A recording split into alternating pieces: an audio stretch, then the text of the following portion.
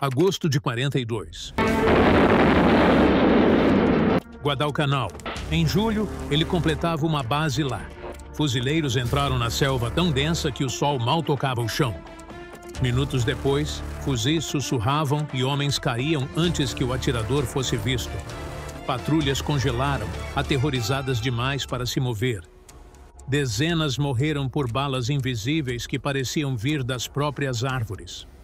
O corpo de fuzileiros navais de repente percebeu que estava lutando um tipo de guerra para a qual nunca havia treinado, contra um inimigo que podia esperar, observar e matar sem ser visto.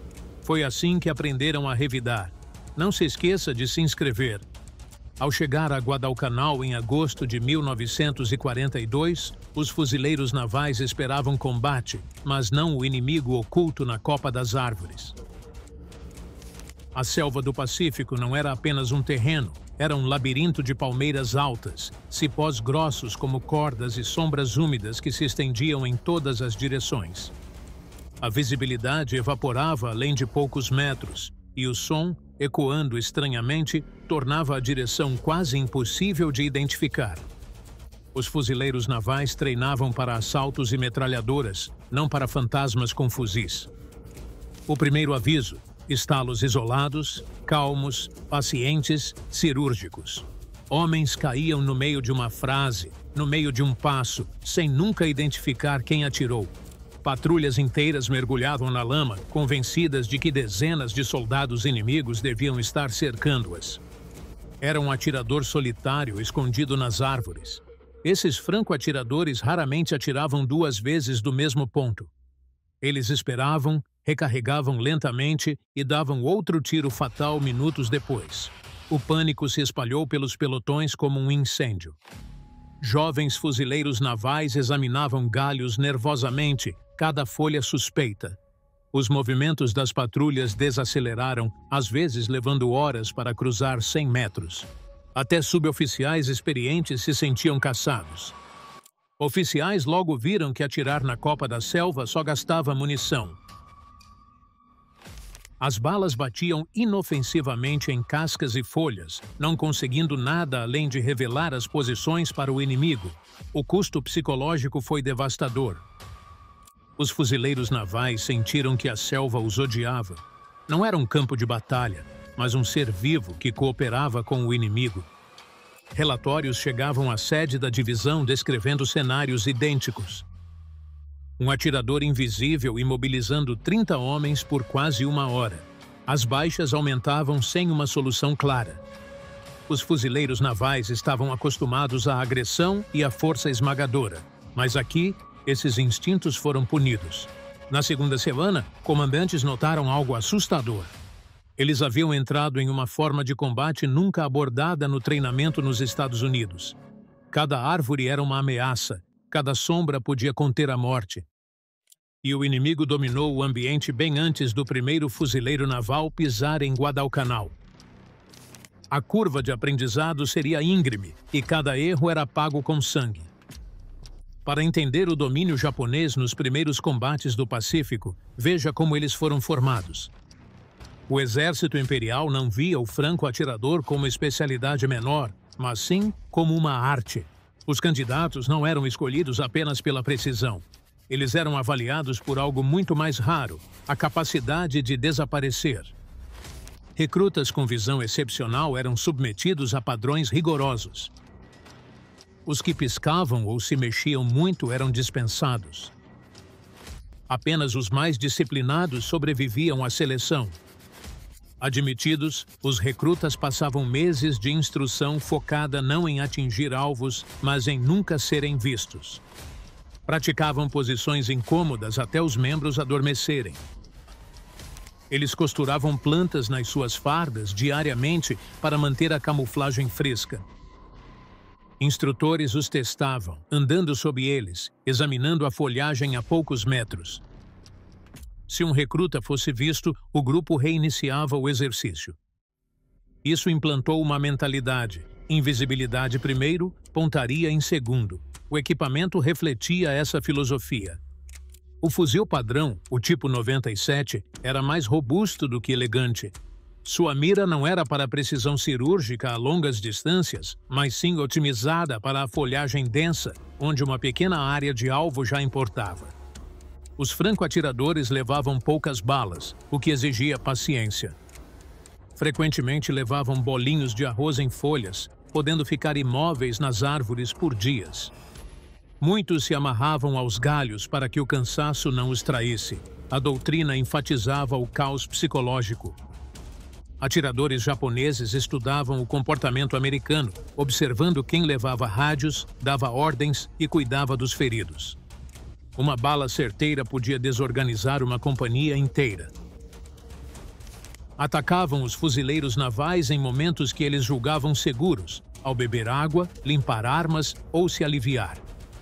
Cada quebra na rotina aumentava o medo.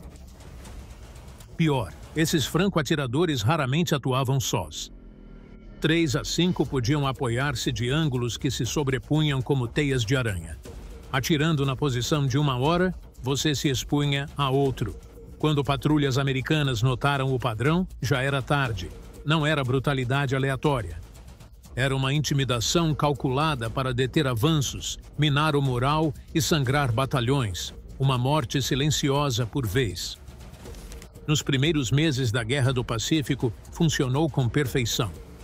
Ao chegar em Guadalcanal, os manuais dos fuzileiros navais poderiam muito bem estar em branco. O treinamento básico não os preparou para o terreno que engolia o som e distorcia a distância. As patrulhas eram jogos de adivinhação. A copa da floresta acima ofuscava a luz do sol, gerando um crepúsculo constante, sombras sobre sombras, parecendo cada galho um cano de fuzil. E acima, em silêncio, um franco-atirador japonês esperava. A primeira lição veio rápido. As táticas dos fuzileiros navais focavam no avanço agressivo, crendo que o poder de fogo esmagaria a resistência. Mas a agressão diminuía quando os homens percebiam que cada passo poderia expor um pedaço de pele do tamanho de um crânio a uma mira escondida. Uma bala bem colocada não apenas matava ela, paralisava todos os outros. Homens prendiam a respiração, temendo mover a folhagem e se expor. Pior, rádios chiavam sem parar com relatos dispersos. Outra patrulha imobilizada, um cabo abatido, outra retirada forçada por um só atirador invisível. Comandantes de unidade tentaram usar fogo de supressão, disparando centenas de tiros contra as árvores, mas a munição acabava mais rápido do que os resultados apareciam. Os fuzis emperravam com a umidade, as miras embaçavam em minutos. A selva parecia uma cúmplice. O choque psicológico virou o disparo mais letal do franco-atirador. Fuzileiros não erguiam a cabeça das trincheiras. Alguns evitavam comer durante o dia, com medo de mostrar o perfil. Outros sussurravam rumores de espíritos nas árvores, algo para justificar o que não podiam ver. Médicos notavam soldados se encolhendo ao estalar de galhos, suas mentes cedendo atenção. A frase "ele está nos observando" tornou-se comum, mesmo quando nenhum tiro era disparado. Líderes de pelotão lutavam para manter a coesão. Formações tradicionais criavam visibilidade perfeita para o inimigo. Patrulhas alternavam posições, agachando-se e movendo-se erraticamente. Ainda assim, as balas atingiam pescoços e têmporas. Franco-atiradores japoneses estudavam o movimento humano como matemáticos, esperando ritmos previsíveis. A pior constatação veio ao anoitecer. Os franco-atiradores japoneses não iam para casa. Muitos dormiam em seus poleiros presos aos galhos para não cair. Ao nascer do sol, caçavam como se nada tivesse mudado. Os fuzileiros navais, exaustos, entenderam que seu inimigo precisava de menos descanso, menos comida e não mostrava medo de morrer sozinho. No final de agosto, veteranos identificavam o som do fuzil Arisaka ecoando. Mas o reconhecimento não trazia conforto, só confirmava a proximidade do caçador. Guadalcanal se tornou uma sala de aula, onde a formatura exigia sobreviver. E só os que aprendiam rápido viviam para a próxima lição. Com as baixas, a liderança dos fuzileiros navais viu que não era um mero incômodo.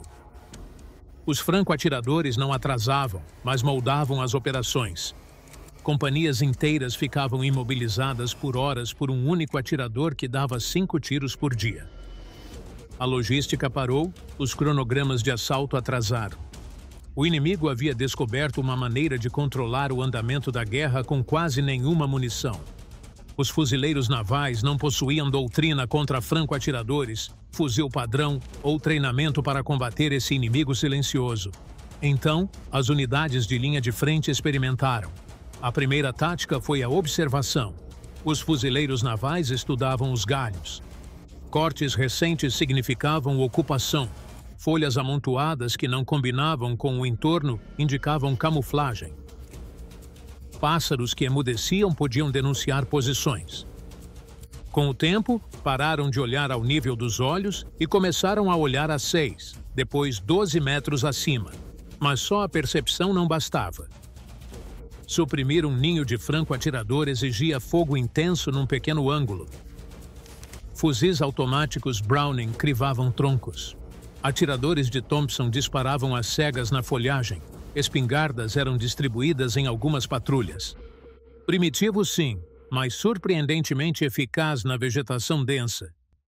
Se não avistasse um franco-atirador, podia-se saturar uma vasta área com tiros, esperando desalojá-lo. Então veio a engenhosidade. Fuzileiros navais amarravam espelhos em gravetos, erguendo-os lentamente para ver o brilho do cano sem se expor. Outros rastejavam com lama espalhada nos capacetes para eliminar o brilho não natural.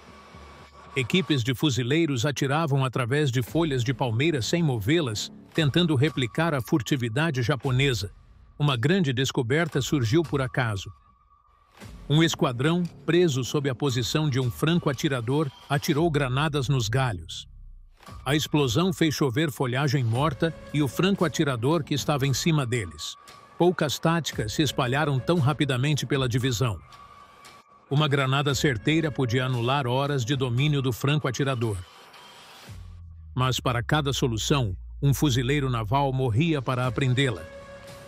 Comandantes organizaram destacamentos improvisados, homens selecionados pela intuição, não pelo posto. Eles operavam em duplas, um observando pistas sutis, o outro pronto para atirar.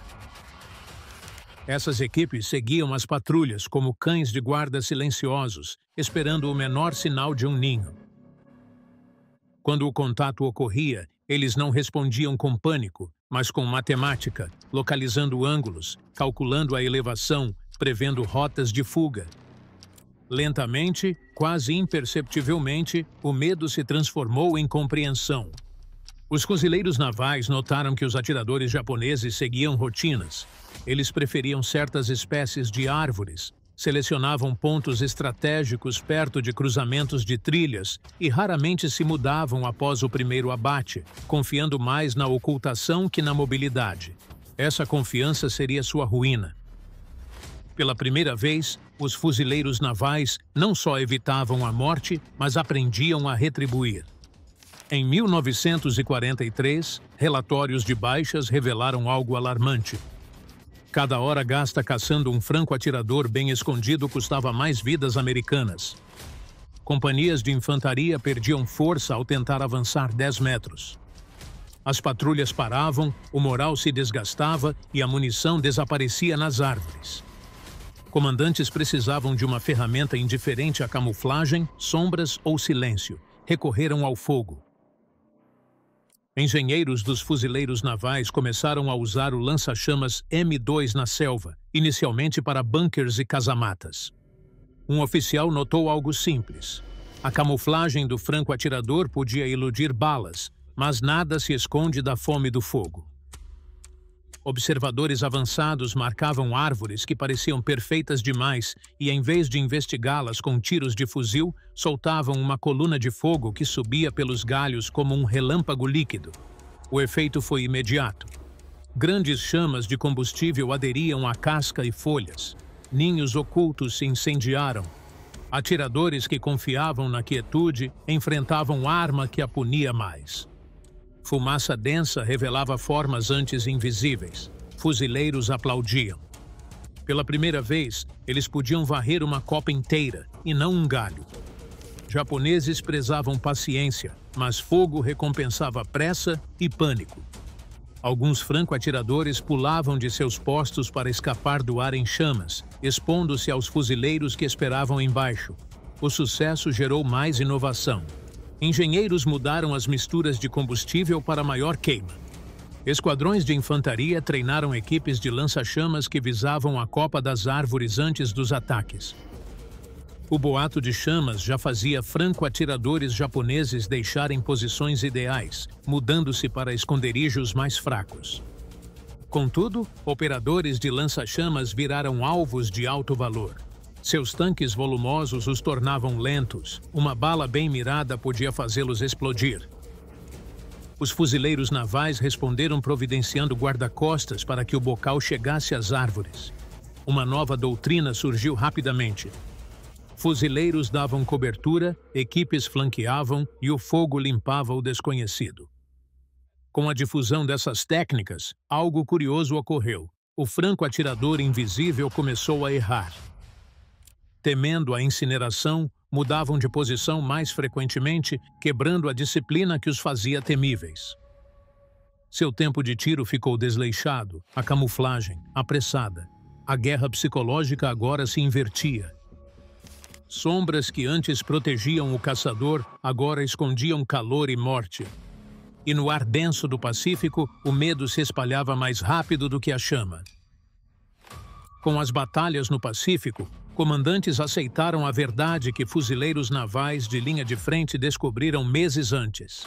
Não se caça um especialista com amadores. Se atiradores japoneses eram fantasmas, a América precisaria de caça-fantasmas. Os fuzileiros navais criaram algo novo em sua doutrina. Pequenas equipes autônomas de reconhecimento, franco-atiradores, treinadas para caçar os caçadores. A seleção começou informalmente. Oficiais perguntavam: quem mantém a calma após o primeiro tiro? Os que se abaixavam por reflexo eram dispensados. Os que congelavam eram transferidos. Os poucos que, firmes e analíticos, olhavam para o som, foram escolhidos para formar o núcleo de uma nova estirpe. O treinamento formal não existia, então veteranos eram instrutores. Ensinavam camuflagem pela experiência, não por livros. Grama era tecida nos uniformes diariamente. Capacetes eram cobertos com estopa e terra, nunca com tinta brilhante. Eles rastejavam devagar, misturando-se às vinhas até mesmo para outros fuzileiros navais ser difícil encontrá-los. Os atiradores treinavam controle da respiração, o apertar do gatilho e, o mais importante, a paciência. Um franco-atirador japonês atirava só uma vez à tarde. A resposta americana exigia esperar ainda mais. Horas se passavam sob enxames de insetos, suor escorrendo, pernas dormentes, olhos fixos em um único nó suspeito no tronco de uma árvore. Os primeiros franco-atiradores fuzileiros navais graduados descobriram que a quietude era uma arma. Seus fuzis evoluíram também. Muitos usavam Springfield 1903 aprimorados, mas o equipamento importava menos que a técnica. Observadores com binóculos e cadernos esboçavam ângulos prováveis, mapeando linhas de visão suspeitas. Estudavam árvores como quebra-cabeças. Um galho que se curvava de forma não natural podia indicar peso. Folhas úmidas revelavam raízes trepadeiras. Padrões surgiram e podiam ser eliminados. Mais importante, os franco-atiradores pararam de reagir aos japoneses, passando a moldar o campo de batalha. Previam aonde um atirador inimigo iria após uma morte. Eles estabeleceram campos de observação sobrepostos para detectar clarões. Eles escaram tiros levantando capacetes em galhos e então puniram a revelação com fogo instantâneo. Então, algo extraordinário ocorreu. Os franco-atiradores japoneses hesitaram. Os tiros antes confiantes agora soavam irregularmente, revelando ansiedade. Os caçadores eram observados por algo tão silencioso quanto eles.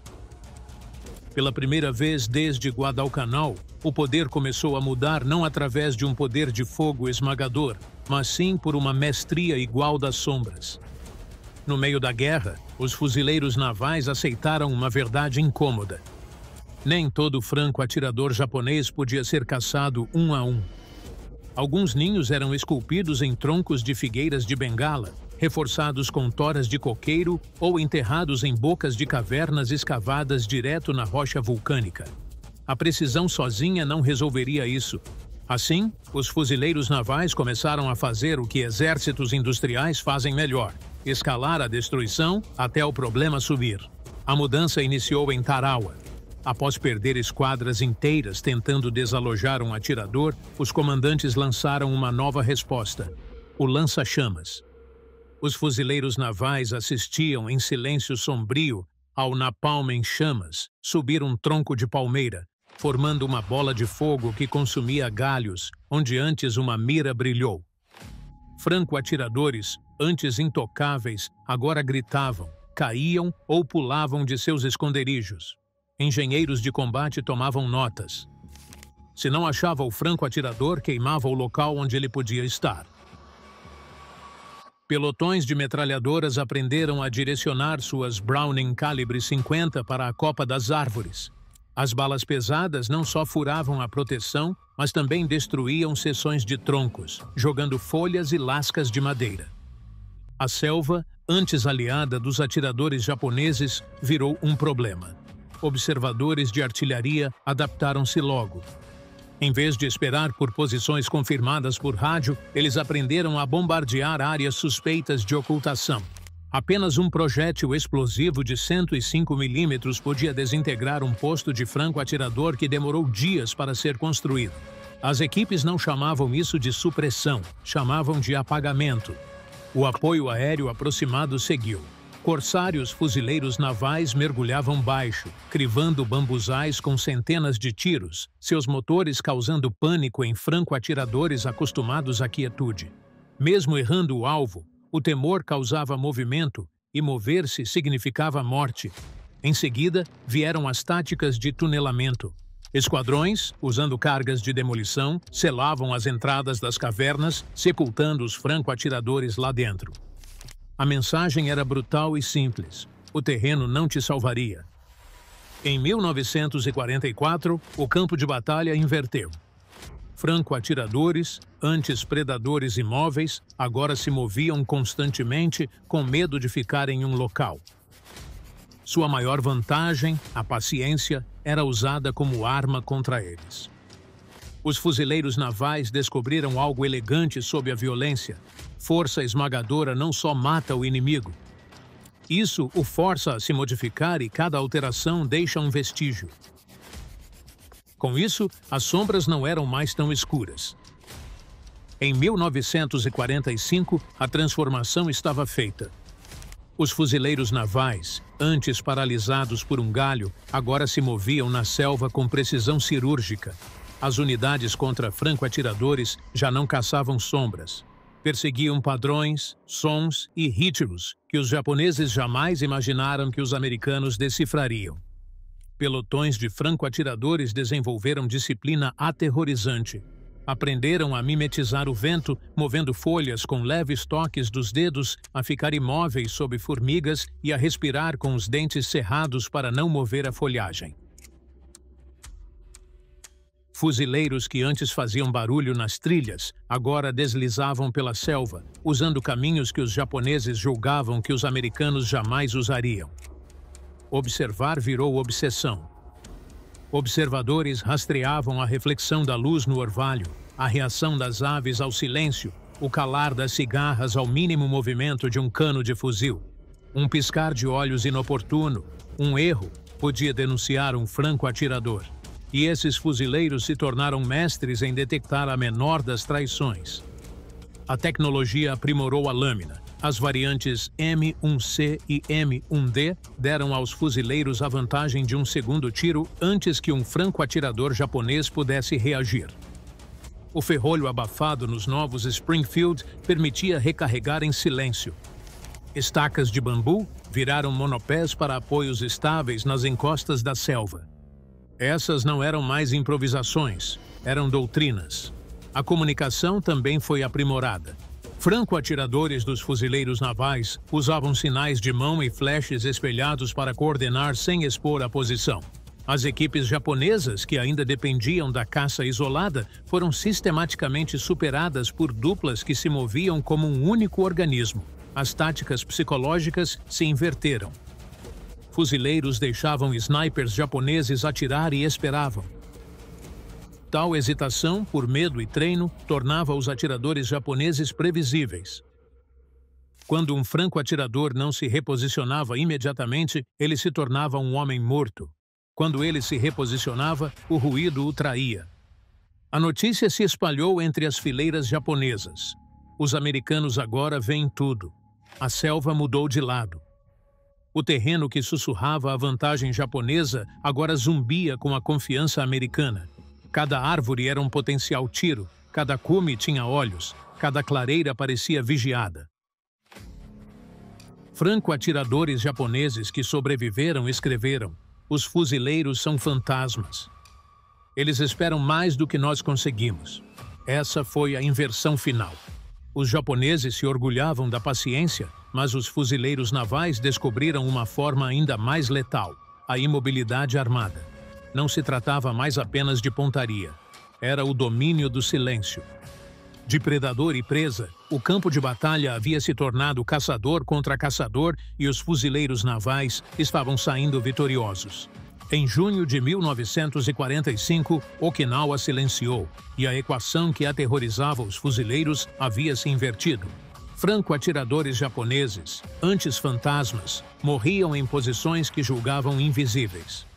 Equipes americanas de franco-atiradores agiam com lógica, não pânico.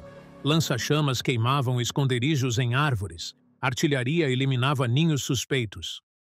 Ataques aéreos metralhavam ravinas com clarões de fuzis de horas antes. As baixas, antes favoráveis ao Japão, agora pendiam brutalmente para os fuzileiros navais. E quando o imperador se rendeu, os atiradores japoneses sobreviventes admitiram algo: a América não ganhou por sorte ou números, mas sim por aprender mais rápido. No fim, a guerra de franco-atiradores provou uma verdade da Segunda Guerra. A habilidade fenece, mas a adaptação cresce. Para cada tiro disparado naquela selva, uma lição foi gravada na doutrina. O preço foi milhares de vidas. A recompensa foi uma força remodelada para sempre. Fuzileiros navais, sedentos por conhecimento, substituíram os fantasmas da selva.